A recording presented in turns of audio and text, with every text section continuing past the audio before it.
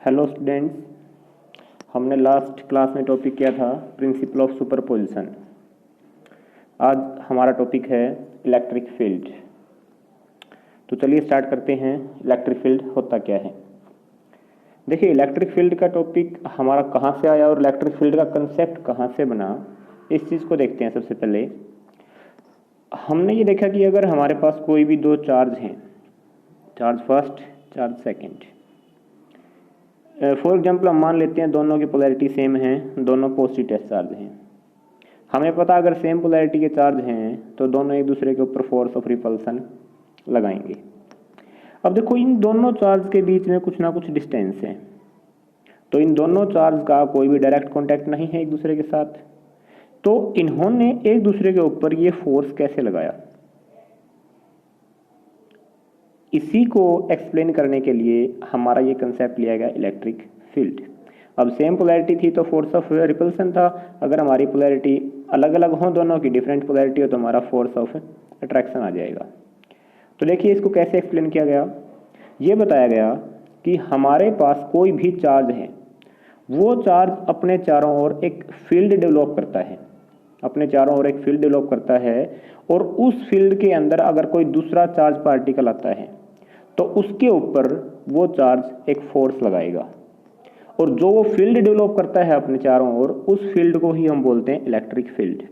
देखिए, इसको हम एक कहानी के माध्यम से समझते हैं अच्छे तरीके से। हम मान लेते हैं कि जो हमारा चार्ज है, कोई भी एक चार्ज हमारे पास ये है, फॉर एग्जाम्पल हमने इसको पॉजिटिव चार्ज ले लिया। इसने अपने चारों ओर एक फील्ड बना रखे है इस प्रकार से। अब इसके इस फील्ड के एरिया में जैसे ही कोई टेस्ट चार्ज आएगा, ये मान लिया यहाँ पे कोई एक दूसरा चार्ज आता है, तो इस चार्ज के ऊपर ये एक फोर्स लगाएगा। अब फोर्स जो है, फोर्स ऑफ अट्रैक्शन भी हो सकता है और फोर्स ऑफ रिपल्सन भी हो सकता है। अब ये कैसे पता चलेगा कि ये फोर्स ऑफ अट्रैक्शन है रिपल्सन, तो ये देखेगा कि अगर ये चार्ज इसके जैसा है, सेम पोलैरिटी का है, तो ये इसको दूर भगा देगा, और अगर ये चार्ज इसका अपोजिट नेचर का है, मतलब इसकी अपोजिट पोलैरिटी का है, तो इसको ये अपनी तरफ खींच लेगा। इस प्रकार से ये आपका जो है फोर्स ऑफ अट्रैक्शन या फोर्स ऑफ रिपल्सन इसके ऊपर लगता है। तो ये जो इसने फील्ड बनाया, इस फील्ड को ही बोलते हैं इलेक्ट्रिक फील्ड। अब इसके अंदर दो टर्म्स होती हैं। देखिए, पहली टर्म आपकी होती है सोर्स चार्ज, जैसे ये दिखाया गया यहाँ पे सोर्स चार्ज। एक आपका होता है टेस्ट चार्ज। सोर्स चार्ज तो आपका वो चार्ज है जिस चार्ज ने अपने चारों ओर इलेक्ट्रिक फील्ड बनाया हुआ है, ये वाला। और टेस्ट चार्ज हमारा वो चार्ज होता है जिसको हम इस चार्ज के फील्ड के अंदर रखेंगे, ये हमारा होता है टेस्ट चार्ज। एक बात आपने यहाँ से ध्यान रखनी है, जो टेस्ट चार्ज होता है वो हमेशा पॉजिटिव लेते हैं। टेस्ट चार्ज को हम हमेशा कैसा लेंगे, पॉजिटिव लेंगे। तो इलेक्ट्रिक फील्ड के बारे में कुछ क्लियर हुआ आपको। इलेक्ट्रिक फील्ड क्या है, ये आपको ये बताता है कि कोई भी दो चार्ज पार्टिकल एक दूसरे के ऊपर जब फोर्स लगाते हैं तो वो फोर्स किस प्रकार से लगाएंगे, वो अपने चारों ओर एक इलेक्ट्रिक फील्ड बनाते हैं, और इलेक्ट्रिक फील्ड जो है, उस इलेक्ट्रिक फील्ड के द्वारा ही एक दूसरे के ऊपर फोर्स ऑफ अट्रैक्शन या रिपल्सन लगाते हैं। इसके बारे में ज़्यादा डिटेल में जब हम इलेक्ट्रिक फील्ड लाइंस की प्रॉपर्टी रीड करेंगे वहाँ देखेंगे। इसके बाद आपका नेक्स्ट टॉपिक है define electric field at a point, give its unit and dimensions. कि हमें क्या करना है, सबसे पहले तो आपको इलेक्ट्रिक फील्ड की डेफिनेशन देनी है कि इलेक्ट्रिक फील्ड को आप डिफाइन कैसे करोगे, और सेकंड आपका है उसकी यूनिट्स क्या क्या होंगी, और नेक्स्ट आपका है उसकी डायमेंशंस क्या क्या होंगी। तो चलिए सबसे पहले हम इसकी डेफिनेशन देख लेते हैं। ये देखिए, यहाँ से लेके यहाँ तक की आपकी जो है इसकी डेफिनेशन है। देखिए, the electric field at a point is defined as the electrostatic force. The electric field at a point is defined as the electrostatic force per unit test charge acting on a vanishingly small positive test charge placed at that point। देखो, इसने बोला है कि electric field को हम कैसे define करेंगे, electrostatic force F per unit test charge. Test charge हम लेते हैं Q, नोट लिख लेते हैं टेस्ट चार्ज को। वेनिसिंगली स्मॉल, इसका मतलब है कि बहुत छोटा, मतलब जो हमारा टेस्ट चार्ज है उसकी वैल्यू बहुत ही कम होती है। और कैसा नेचर का होगा? Positive test charge at that point. At that point का मतलब उस पॉइंट की बात कर रहा है जहां पे हम इलेक्ट्रिक फील्ड को मेजर करना चाहते हैं। जैसे मान लिया हम ये एक सोर्स चार्ज लेते हैं, ये इसके चारों ओर इसका इलेक्ट्रिक फील्ड है, तो हमें चाहिए इस फील्ड के ऊपर, इस पॉइंट के ऊपर इलेक्ट्रिक फील्ड। तो इस पॉइंट के ऊपर हम रखेंगे अपना टेस्ट चार्ज क्यू नॉट। तो हम ये देखेंगे कि इस सोर्स चार्ज के कारण इस पॉइंट के ऊपर इलेक्ट्रिक फील्ड कितना है। इलेक्ट्रिक फील्ड को हम लिखेंगे ई से। तो इस पॉइंट के ऊपर इलेक्ट्रिक फील्ड कौन बताएगा? हम ये देखेंगे इस सोर्स चार्ज ने इस टेस्ट चार्ज के ऊपर फोर्स कितना लगाया हुआ है, एफ, डिवाइडेड बाई जो हमारा टेस्ट चार्ज है वो वाला। इस एक्सप्रेशन को हम बोलते हैं इलेक्ट्रिक फील्ड। देखिए एक बार फिर से देखते हैं। Electric field at a point is defined as the electrostatic force per unit test charge. Per unit test charge का मतलब क्या है कि उस पॉइंट के ऊपर हमने जो टेस्ट चार्ज रखा हुआ है उसके ऊपर जो फोर्स हमारा लगेगा on a vanishingly small positive test charge, कि हमारा जो टेस्ट चार्ज है वो क्या है, स्मॉल वैल्यू है, प्लेस एट दैट पॉइंट, जो उस पॉइंट के ऊपर रखा हुआ है। अब यहाँ से आप देखोगे जो ये टर्म लिखी हुई है limit q naught tends to 0, ये मैथमेटिकल टर्म है और ये हमें ये बताती है कि जो क्यू नोट हमारा टेस्ट चार्ज है उसकी वैल्यू अप्रोक्सीमेटली इक्वल टू 0 है। और इस टेस्ट चार्ज को हम अप्रोक्सीमेटली इक्वल टू 0 या स्मॉल क्यों लेते हैं? क्योंकि जो हमारा ये सोर्स चार्ज है इसका जो इलेक्ट्रिक फील्ड है, और जब इसके इलेक्ट्रिक फील्ड में हम ये टेस्ट चार्ज रखेंगे तो इस टेस्ट चार्ज को देखो, ये भी तो एक चार्ज है, इसका खुद का भी एक इलेक्ट्रिक फील्ड है। तो अगर हम इसकी वैल्यू ज्यादा लेंगे तो इसके इलेक्ट्रिक फील्ड के कारण इसका इलेक्ट्रिक फील्ड चेंज हो सकता है या इसके इलेक्ट्रिक फील्ड पे इसका इफेक्ट पड़ेगा। इसलिए हम इसकी वैल्यू इतनी कम रखते हैं कि इसके फील्ड के कारण हमारे सोर्स के फील्ड पे कोई भी इफेक्ट ना पड़े। तो नेक्स्ट देखते हैं, electric field is a vector quantity. देखो वेक्टर क्वांटिटी है, कैसे? इलेक्ट्रिक फील्ड आपका क्या बताया, force per unit test charge, और फोर्स आपको पता है कैसी क्वांटिटी होती है, वेक्टर। तो आपकी इलेक्ट्रिक फील्ड भी कैसी क्वांटिटी होगी, वेक्टर क्वांटिटी। इसमें अगली बात हमसे पूछी गई थी कि इसकी यूनिट्स क्या होंगी और डायमेंशंस क्या होंगी। अब देखो इसकी यूनिट्स कैसे बनाओगे, आपको इलेक्ट्रिक फील्ड का फॉर्मूला पता चल गया। इलेक्ट्रिक फील्ड का फॉर्मूला क्या है, force per unit test charge. तो सबसे पहले तो आपको फोर्स की यूनिट पता होनी चाहिए। फोर्स की ऐसा यूनिट क्या होती है, न्यूटन, डिवाइडेड बाई चार्ज की ऐसा यूनिट क्या है, कूलम।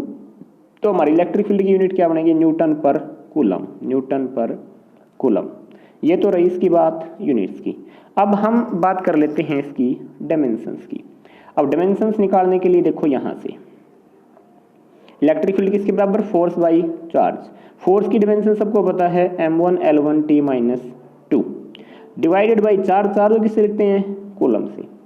अब इसको कई जगह आपको एज इट इज सी की टर्म में भी लिखा मिल जाएगा, और हो सकता है कई जगह पेपर में आपका क्वेश्चन आ जाए एमसीक्यू में सी की बजाय इसको एम्पियर्स की टर्म में दे रखा हो। तो देखो ये कहाँ से आता है, आप ये वाला एक्सप्रेशन देखो यहाँ से, ये जो गिवन है ये आपकी कुछ नहीं है, सिर्फ करंट की डेफिनेशन है। करंट क्या होता है, rate of flow of charge, charge by time. Charge किसे मेजर करेंगे, कूलम में, टाइम सेकंड में। अब अपने किसकी वैल्यू चाहिए, यहाँ से कूलम की वैल्यू चाहिए है, तो इस टाइम वाली टर्म को उठा के ले जाओ इधर। तो जो आपका कूलम है वो किसके बराबर हो जाएगा, एम्पियर इनटू सेकंड। तो हमने नीचे जो सी था इसकी जगह हमने लिख दिया एम्पियर इनटू सेकंड। और किसमें मेजर करेंगे, कैपिटल टी से लिखते हैं डायमेंशंस में। तो देखो ऊपर m1 L1 T-2, नीचे a और t। a ऊपर जाएगा तो इनवर्स हो जाएगा, और t ऊपर जाएगा तो -2 पहले से और -1 और आपका ऐड हो जाएगा। तो m1 L1 T-3 और a-1 एम्पियर इनवर्स। ये आपका जो है डायमेंशनल फॉर्मूला बनेगा इलेक्ट्रिक फील्ड का। इसके बाद हमारा नेक्स्ट टॉपिक है electric field due to a point charge. अब हम देखते हैं कि अगर हमारे पास एक पॉइंट चार्ज हो तो वो अपने चारों ओर कितना इलेक्ट्रिक फील्ड बनाएगा। तो सबसे पहले हम मान लेते हैं कि हमारे पास ये एक सोर्स चार्ज है, एक पॉइंट चार्ज है। अब ये सोर्स चार्ज के कारण देखो इसका इलेक्ट्रिक फील्ड इस प्रकार से हर डायरेक्शन में होगा, लेकिन हमें तो इसकी वैल्यू मेजर करनी है, तो हम कोई भी एक डायरेक्शन ले लेते हैं। जैसे ये डायरेक्शन दिखाई गई, ये हमने ये डायरेक्शन ले ली इसकी। ये पॉइंट P है जिस पॉइंट के ऊपर हमें इसका इलेक्ट्रिक फील्ड पता लगाना है। जब भी इलेक्ट्रिक फील्ड पता लगाना हो हम क्या करेंगे, जिस पॉइंट पे इलेक्ट्रिक फील्ड निकालना है वहाँ पे एक टेस्ट चार्ज रख दो। ये हमने रख दिया यहाँ पे एक टेस्ट चार्ज। टेस्ट चार्ज को हमेशा लिखेंगे क्यू नोट से और हमेशा ये पॉजिटिव पोलैरिटी का लेते हैं। हमने देखा सोर्स चार्ज से लेके टेस्ट चार्ज के बीच की डिस्टेंस कितनी है, आर है। तो इलेक्ट्रिक फील्ड आपको इस पॉइंट पे बताना है, एक चार्ज ये वाला, एक चार्ज ये वाला। आपको पता है अगर इलेक्ट्रिक फील्ड पता करना हो तो फोर्स बाई टेस्ट चार्ज। तो आप क्या करो, इस सोर्स चार्ज के कारण इस टेस्ट चार्ज पे कितना फोर्स लगता है उसकी वैल्यू निकाल लो। वो हमारे लिए निकालना सिंपल है, वो तो हमें कूलम्स लॉ ने बताया था कैसे निकालेंगे। तो देखो सबसे पहले हमने क्या किया, पहले तो ये वर्डिंग लिखी इसकी कि हमारे पास एक सोर्स चार्ज है और एक टेस्ट चार्ज हमारे पास जो डिस्टेंस आर पे रखा हुआ है। टेस्ट चार्ज हमारा क्यू नोट है जो पॉइंट पी पे रखा हुआ है। Then according to Coulomb's law force on charge q naught will be equal to this, F is equal to 1/4 pi epsilon naught. Q1 Q2 होता था वहाँ पे, Q1 Q2। ये क्या था, पहला चार्ज और दूसरा चार्ज। अब देखो पहले चार्ज का काम कौन कर रहा है, हमारा सोर्स चार्ज, और सेकंड चार्ज कौन है, हमारा जो टेस्ट चार्ज है, वो वाला चार्ज काम कर रहे हैं। तो देखो सोर्स चार्ज को हमने क्या लिया था, Q, और टेस्ट चार्ज को हमने लिया था Q नोट। ठीक है, और ये जो आर कैप लगाया हुआ है ये हमें क्या दिखाता है, ये आर की डायरेक्शन दिखाता है। हमें सिर्फ यूनिट वेक्टर है तो उसकी डायरेक्शन दिखाने के लिए हमने यूज किया है।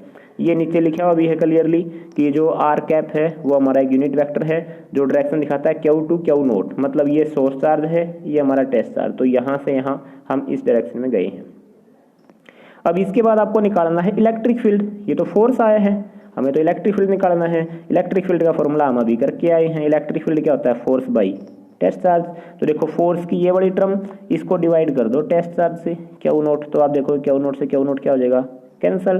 तो आपके पास इलेक्ट्रिक फील्ड की वैल्यू क्या बनी, 1/4 pi epsilon naught Q by r square into r cap. कुछ भी नहीं है, फोर्स वाले में से सिर्फ जो Q नोट था वो आपका कट हो चुका है। बस ये आपके पास वैल्यू है इलेक्ट्रिक फील्ड की। ये यहाँ तो आपके पास वेक्टर में था, अगर आपको मैग्नीट्यूड चाहिए तो इस आर कैप को हटा दो बस। देखो यहाँ से जैसे आर कैप हटेगा ई के ऊपर से वेक्टर का निशान हट जाएगा। बस ये वेक्टर फॉर्म थी, ये आपके पास इसकी मैग्नीट्यूड की टर्म में है। अब यहाँ से आपको ये बताना है कि इलेक्ट्रिक फील्ड का डिस्टेंस के साथ कैसा रिलेशन है। तो यहाँ से देखोगे आप जो इलेक्ट्रिक फील्ड है वो आर के साथ कैसे है, इनवर्सली प्रोपोर्शनल है डिस्टेंस के स्क्वायर के। इसका मतलब जैसे जैसे डिस्टेंस बढ़ेगी इलेक्ट्रिक फील्ड क्या होगा, कम होता जाएगा। मतलब हमारा जो सोर्स चार्ज है उससे हम जैसे जैसे दूर जाएंगे, ये हमारा सोर्स चार्ज था, जैसे जैसे हम इससे दूर जाते जाएंगे, मतलब यहाँ थे हम सबसे पहले, फिर यहाँ चले गए, फिर यहाँ चले गए, तो जैसे जैसे इससे दूर जाएंगे हमारा इलेक्ट्रिक फील्ड क्या होता जाएगा, वीक होता जाएगा। इसको आप जनरली ऐसे समझ सकते हो, आपके पास कोई दो चुंबक है, हालांकि एक अलग टाइप का फोर्स है, ये दो चुंबक हैं। अब ये मान लिया सेम पोलैरिटी की हैं दोनों, नॉर्थ नॉर्थ हैं, तो जैसे हम इसको इसके पास लेके जाएंगे इसके ऊपर ज़्यादा फोर्स लगाएगा, जैसे जैसे हम इसको दूर लेके जाएंगे तो इनका जो फोर्स है वो क्या होता जाएगा, कम होता जाएगा। उसको रिलेट करके आप इसको याद कर सकते हो। क्लियर है? चलिए नेक्स्ट टॉपिक पे चलते हैं, electric field due to a system of point charge. देखो अभी पिछले टॉपिक में हमने क्या किया, हमने इलेक्ट्रिक फील्ड निकाला सिर्फ एक सोर्स चार्ज के द्वारा, एक पॉइंट चार्ज के द्वारा।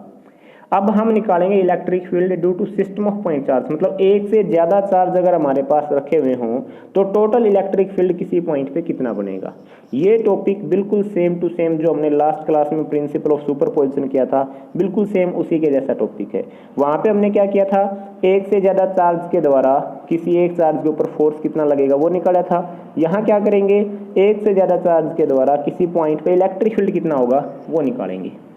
तो चलो देखते हैं कैसे हैं। Electric field due to a system of point charge. तो सबसे पहले तो हम मान लेते हैं हमारे पास काफी सारे चार्ज पड़े हुए हैं, तो जनरली हम क्या ले लेते हैं, n point charge. Consider a system of n point charge, और चार्ज को नाम दे दिया Q1 Q2 Q3 Q4 and so on, having position vector R1 R2 R3 and up to Rn। अब देखो यहां से फिगर में देखो ध्यान से, ये हमारे पास जो है Q1 पहला चार्ज है। इस चार्ज को अगर हम ओरिजिन से मिला दे तो ये हमारा क्या बन जाता है, इसका पोजीशन वेक्टर। चार्ज पहला है तो पोजीशन वेक्टर को नाम भी दे दिया R1। ये हमारे पास सेकंड चार्ज है, पोजीशन वेक्टर R2।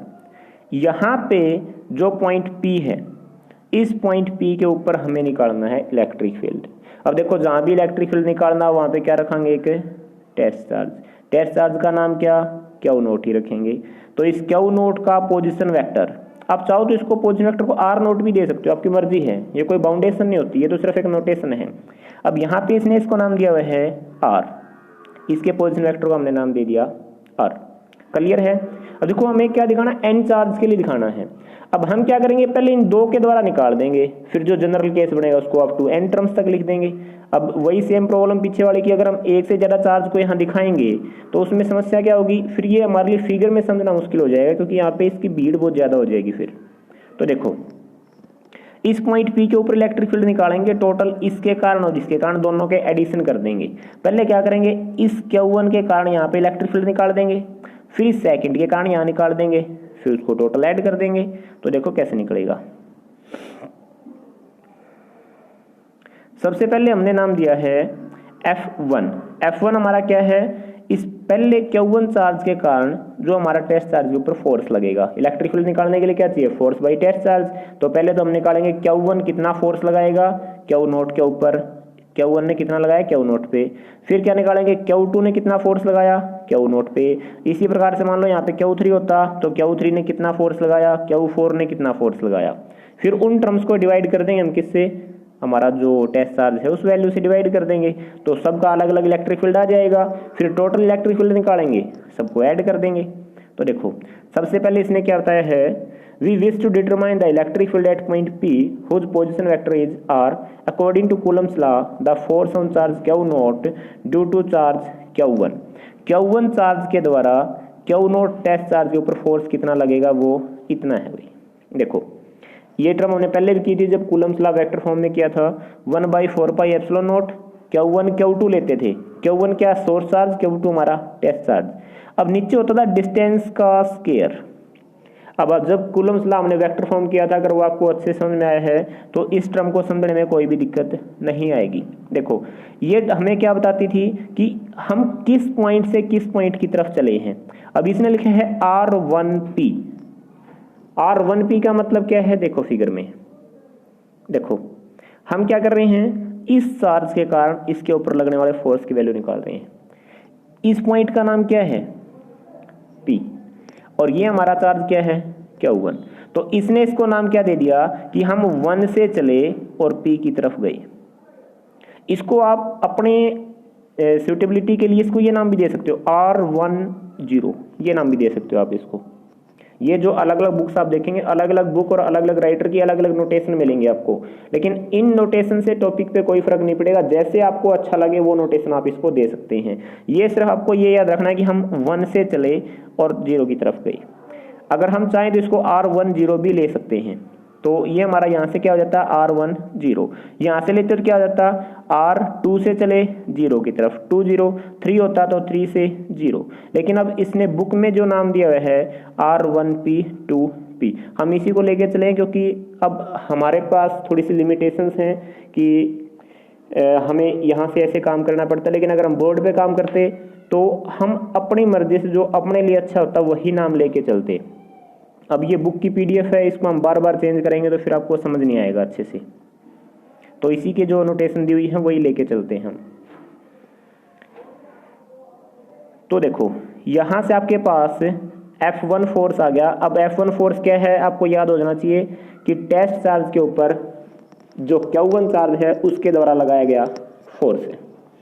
यहाँ पे इसने बताया R1P क्या है, यूनिट वेक्टर, इसको बार बार बताने की जरूरत नहीं है। ये हमें क्या बताता है कि हम 1 से P की तरफ गए हैं, ठीक है। और R1P हमारा क्या है, ये डिस्टेंस है हमारी 1 से P के बीच। अब हम ये निकाल देते हैं कि इस पहले चार्ज ने इलेक्ट्रिक फील्ड कितना लगा रखे हैं हमारे टेस्ट चार्ज के ऊपर। तो कोई भी दिक्कत नहीं है, जो फॉर्मूला हमने पढ़ा था force by test charge, value put कर दो। इसकी फोर्स की वैल्यू ये रही इक्वेशन से फर्स्ट से। तो यहाँ पे F1 की वैल्यू पुट करेंगे तो सिर्फ जो Q नोट की टर्म है वो हमारी क्या हो जाएगी, कट हो जाएगी।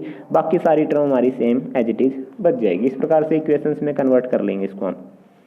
ये तो पहले चार्ज के द्वारा इलेक्ट्रिक फील्ड आ गया उसके ऊपर। सिमिलरली अब देखो हमने इस फिगर में सिर्फ 2 नाम दिखाए हैं, अगर 3 चार्ज होते, 4 होते, 5 होते, सिमिलरली हम सब की वैल्यू लिख देते हैं यहाँ पे। जैसे E2 लिखा है यहाँ पे लिख देते E3, E4 and so on, En तक। इस प्रकार से हमारी वैल्यू चली जाएगी।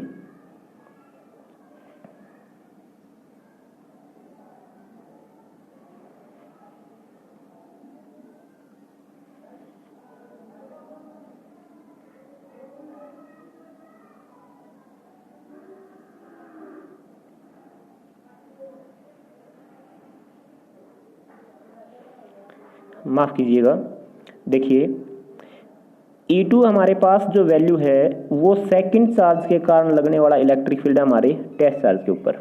देखो E2 की वैल्यू पहले वाले से सिर्फ चेंज क्या है इसमें, ये तो हमारा कांस्टेंट है कि कोई चेंज नहीं आएगा। जो अपने पास चार्ज होता था Q1 और Q0 था, यहाँ पे क्या होगा Q2 और Q0। इलेक्ट्रिक फील्ड जैसे निकालेंगे फोर्स के नीचे क्या होगा टेस्ट चार्ज हमारा क्या हो जाएगा कट। तो जहां भी Q1 था वहां सिर्फ क्या आ जाएगा 2 आ जाएगा। और जनरली आप याद रख लो जहां पे 1 है वहां पे क्या आ जाएगा 2 आ जाएगा, बाकी इसके अंदर कोई भी चेंज नहीं होगा। अब देखिए वही प्रिंसिपल ऑफ सुपरपोजिशन लगेगा यहाँ पे।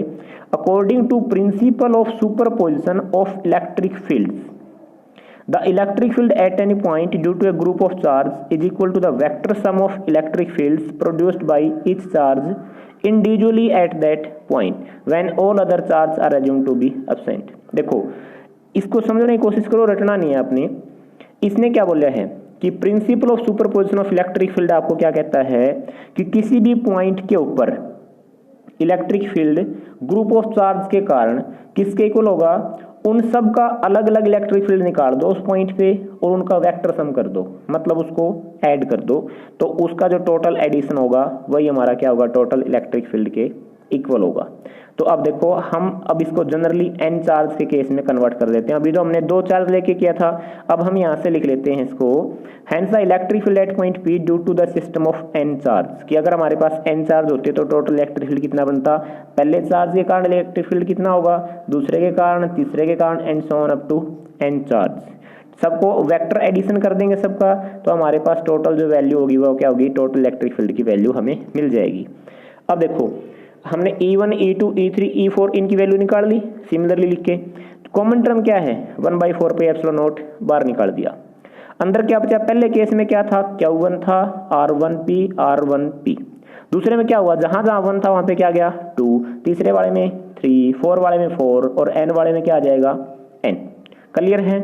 अब इसको हम समेशन की फॉर्म में लिख देते हैं। इसको देखो समेशन की फॉर्म में कैसे लिखेंगे, Q की वैल्यू कहां से चलनी स्टार्ट हुई 1 2 3 4 और यहाँ R वाली टर्म देखो 1 से P तो सेम है सबके अंदर 1 2 3 4 एंड अप टू n। तो हमने Q को क्या लिख दिया QI, जो पहली टर्म चेंज होती थी 1 2 3 4 उसको भी क्या लिख दिया I। अब I की वैल्यू कहाँ से दें, पीछे आपने देखा था हमने I की वैल्यू 2 से दी थी क्योंकि उसमें 1 जो होता था हमारा Q1 वो कॉमन आके बाहर निकल गया था, लेकिन यहाँ तो वैल्यू 1 से स्टार्ट होती है तो I की वैल्यू 1 से लेके कहाँ तक जाती है लास्ट n तक n। ये हमारा लास्ट वैल्यू बन जाएगी टोटल इलेक्ट्रिक फील्ड समेशन की फॉर्म में। क्लियर है। देखिए अब जो डेफिनेशन थी उसको आप यहाँ ऐसे समझ सकते हैं इस फिगर से। इसने आपको बता रखा है इलेक्ट्रिक फील्ड, हमारे पास ये पॉइंट P है जिसके ऊपर आपको इलेक्ट्रिक फील्ड निकालना है। ये पहला चार्ज Q1, ये दूसरा Q2, ये Q3, ये Q4, इस प्रकार से हमारे पास n चार्ज पड़े हुए हैं। तो देखो सबसे पहले हमने इस Q1 चार्ज के कारण इलेक्ट्रिक फील्ड निकाला, ये निकाल दिया हमने, इधर वैल्यू आई इसकी E1। दूसरे की वैल्यू हमने निकाली सेकंड के कारण E2 हमारा ये आया, इधर हमारा बन गया E2। नेक्स्ट हमने जो है यहाँ से निकाला E3 से, ये हमारा E3। नेक्स्ट हमने निकाला E4 के द्वारा, ये जो Q4 था उसके द्वारा E4। तो इस पॉइंट P के ऊपर हमने अलग अलग चार्ज के द्वारा लगने वाला इलेक्ट्रिक फील्ड निकाल दिया। अब यहाँ पे वेक्टर प्रॉपर्टीज का यूज करके, यहाँ पे उसको आपने देखना नहीं है, सिर्फ आपने इसकी डेफिनेशन को समझना है। आपने क्या क्या निकाला है E1, E2, E3, E4, आपने सबका इलेक्ट्रिक फील्ड निकाल दिया। अब जब टोटल इलेक्ट्रिक फील्ड आपको निकालना है तो क्या करो, इन सबको ऐड कर दो, आपका टोटल इलेक्ट्रिक फील्ड हो जाएगा। बस सिंपल सी यही टर्म थी आपकी। तो ये आपका टॉपिक था electric field due to a system of point charge. Next topic हम देखेंगे अगली क्लास में। Thank you.